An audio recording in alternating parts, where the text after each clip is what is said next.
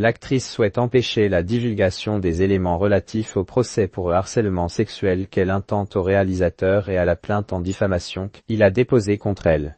Alors que Justin Baldoni a lancé un site sur lequel il compte dévoiler tous les éléments en sa possession pour prouver son innocence, Blake Lively a rétorqué par la voie judiciaire en déposant une requête de confidentialité. Depuis qu'elle a porté plainte contre le cinéaste et acteur de Jamais plus pour harcèlement sexuel, la plupart des éléments se sont retrouvés dans la presse, qui semble être le terrain préparatoire au procès prévu en mars 2026 des deux parties. Et c'est bien ce que pointe du doigt la défense du réalisateur pour dénoncer la demande de l'épouse de Ryan Reynolds.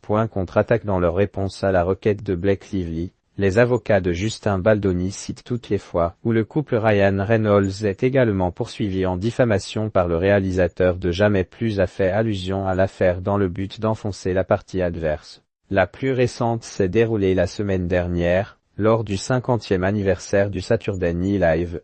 L'interprète de Deadpool a participé à un sketch dans lequel il se moquait de l'affaire. Pour les conseils de Justin Baldoni, cette requête n'aurait en réalité d'autre but que de protéger la réputation de Blake Lively, qui serait écornée depuis qu'elle a déposé plainte pour harcèlement sexuel contre leurs clients, comme le relaie TMZ. Et force est de constater que la situation n'a pas été aussi limpide qu'elle aurait pu l'espérer lorsque le New York Times journal, également poursuivi par Justin Baldoni, a dévoilé son action en justice fin décembre. Chamaillerie de cours d'école. Si, au départ, de nombreuses stars se sont rangées du côté de Blake Lively, la suite a été moins évidente. Le Hollywood Reporter, média respecté par toute l'industrie du cinéma, a ainsi publié une enquête cette semaine, présentant la plainte pour harcèlement de l'actrice comme un malentendu entre deux cultures qui ne peuvent se comprendre.